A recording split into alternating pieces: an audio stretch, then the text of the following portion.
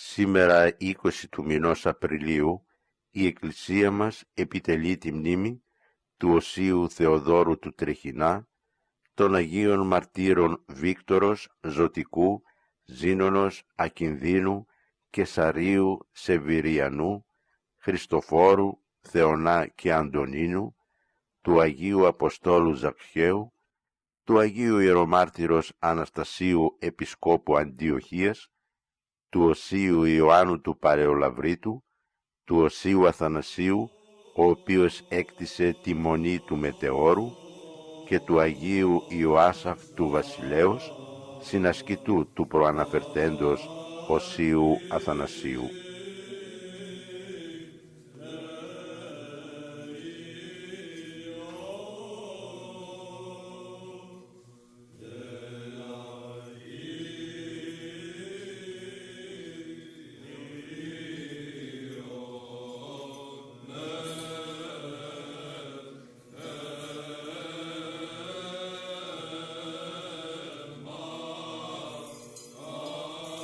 Ο Όσιος και Θεοφόρος πατέρας μας Αθανάσιος ο Μετεωρίτης γεννήθηκε στη Νέα Πάτρα, τη σήμερα ονομαζόμενη Υπάτη της Φθιώτιδας, περί το 1305 και ονομάστηκε κατά το Άγιο Βάπτισμα Ανδρώνικος. Και η μεν μητέρα του απέθανε κατά τον τοκετό, ο δε πατέρας του αναπαύτηκε και αυτός λίγο αργότερα, αφήνοντας το γιο του στον αδελφό του, ο οποίος τον ανέτρεφε ως γνήσιό του παιδί και φρόντισε να σπουδάσει τα Ιερά Γράμματα. Όταν η Νέα Πάτρα καταλήφθηκε από τους Φράγκους, εχμαλωτίστηκε και ο μικρός Ανδρώνικος. Κατόρθωσε όμως να δραπετεύσει. Μετά δε από πολλή περιπλάνηση συνάντησε τον εξόριστο θείο του, με τον οποίο πήγαν στη Θεσσαλονίκη και κατάφυγαν στη μονή του Ακαπνίου. Ο θείος του, υποφέροντας από αρθρίτιδα, τελεύτησε μέσα στο μοναστήρι.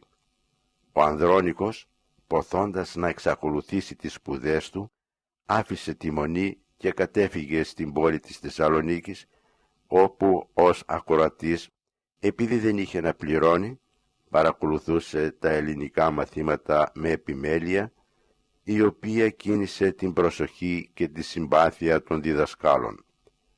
Του επέτρεψαν λοιπόν να καταταχθεί μεταξύ των τακτικών μαθητών.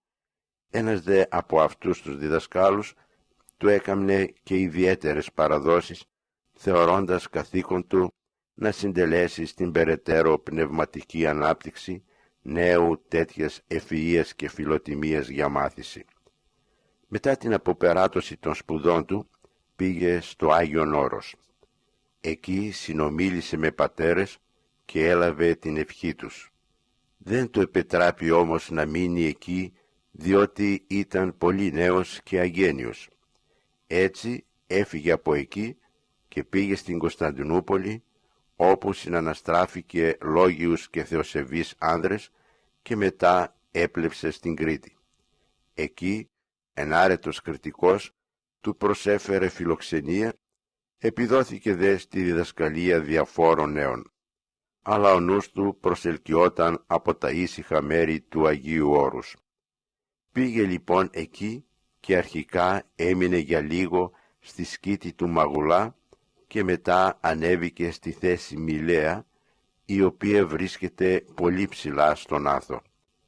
Έμεινε εκεί κοντά στους γέροντες Γρηγόριο και Μωυσή, επωφελούμενος από την πνευματική του σπήρα και τις αρετές τους. Εχθρικές επιδρομές, οι οποίες στην εποχή εκείνη συχνά τάρασαν το Άγιον Όρος, έκαμναν πολλούς μοναχούς να ζητούν άσυλο ησυχίας σε άλλα μέρη. Έτσι έκαναν και οι τρεις συγκάτοικοι, από τους οποίους ο Γρηγόριος και ο Αθανάσιος, όπως μετονομάστηκε κατά τη λήψη του μοναχικού σχήματος ο Ανδρώνικος, πήγαν στη Θεσσαλονίκη και μετά στη Βέρεια.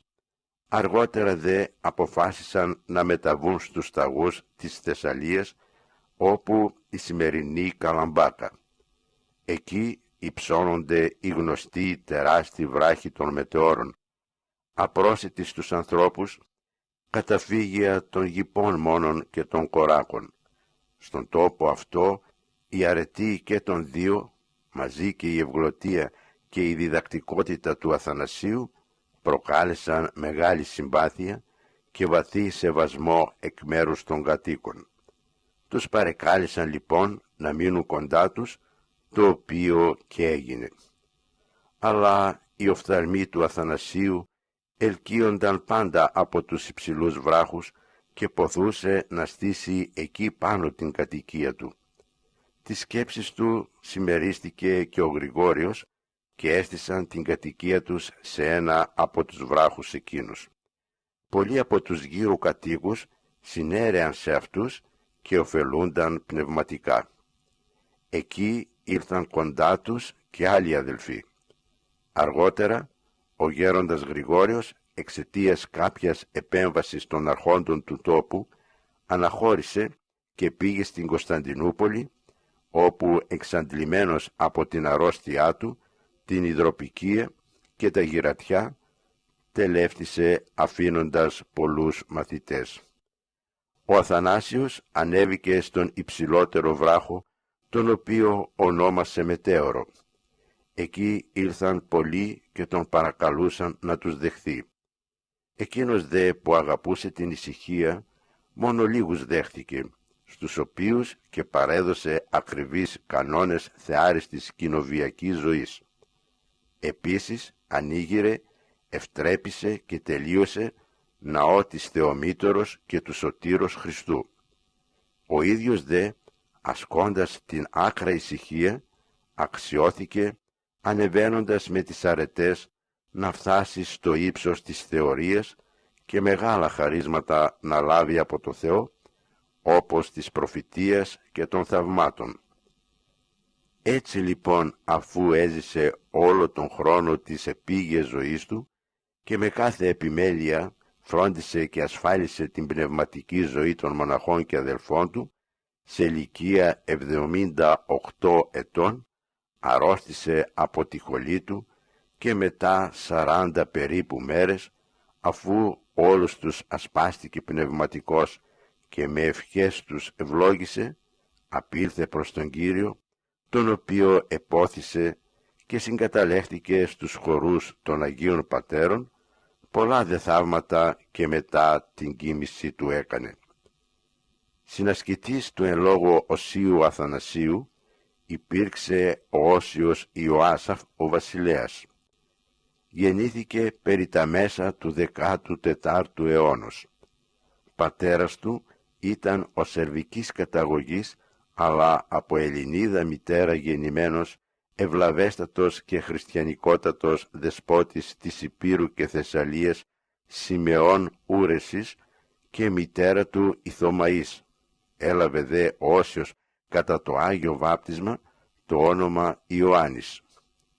Από την παιδική του ηλικία, ο χαριτώνυμος αυτός Ιωάννης αποστρεφόταν τον κόσμο και τα τερπνά του κόσμου αυτού, έχοντας διαρκώς το νου του στραμμένο προς το Θεό και τίποτε άλλο δεν φανταζόταν παρά τα αιώνια αγαθά, τα οποία από καταβολής κόσμου ετοίμασε ο Θεός για τους αγαπώντας Αυτόν.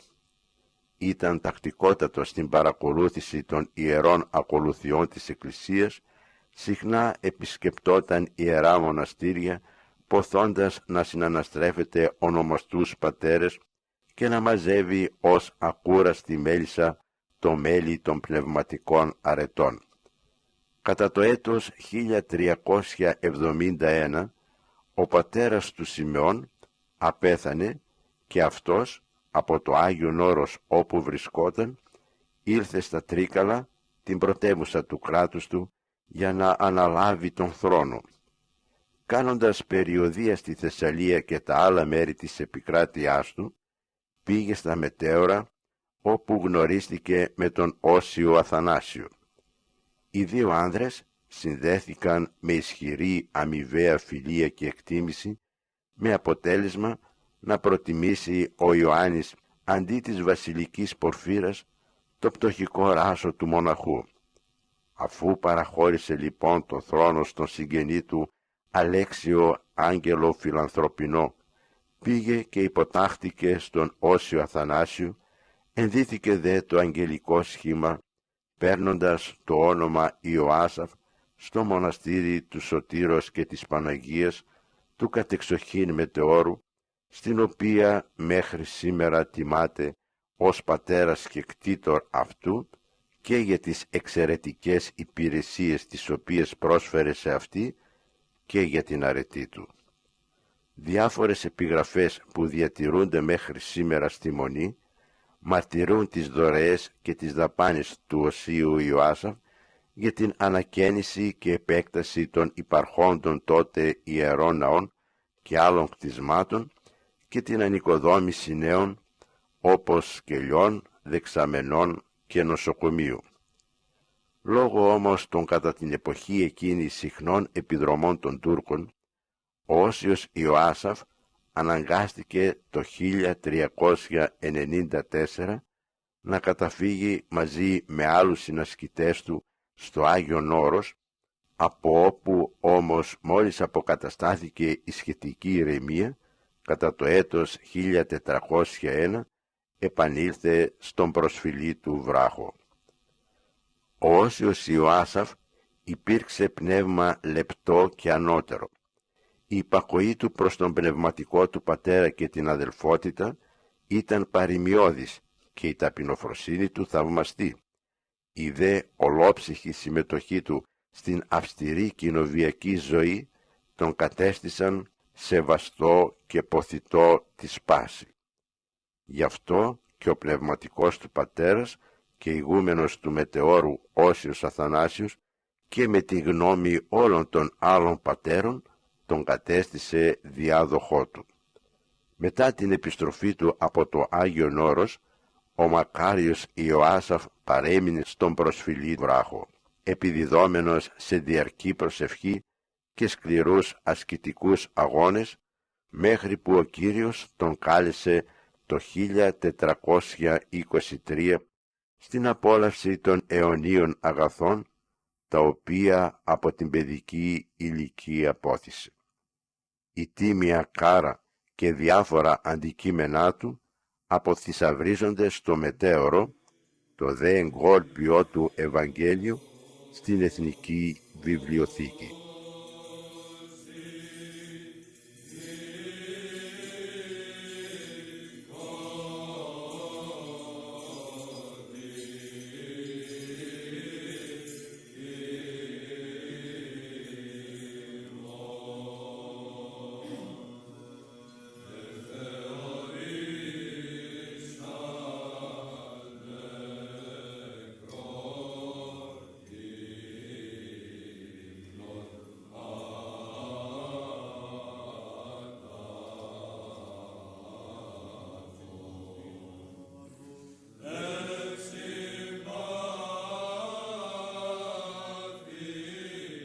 Πράγματι εντυπωσιακή η περίπτωση του σήμερα εορταζομένου Οσίου Ιωάσαφ, ο οποίος έρχεται με το παράδειγμά του, με το ότι προτίμησε τη μοναχική ζωή ακόμη και από το υπέρτατο πολιτικό αξίωμα του βασιλέα και την ανάλογη ζωή των ανακτόρων, έρχεται λοιπόν να μας υπενθυμίσει την παραβολή που μας είπε ο Κύριος, την παραβολή του πολύτιμου Μαργαρίτου, κατά την οποία η Βασιλεία του Θεού ομοιάζει με το πολύτιμο μαργαριτάρι, το οποίο όταν βρήκε κάποιος πούλησε ό,τι είχε και έτσι το αγόρασε.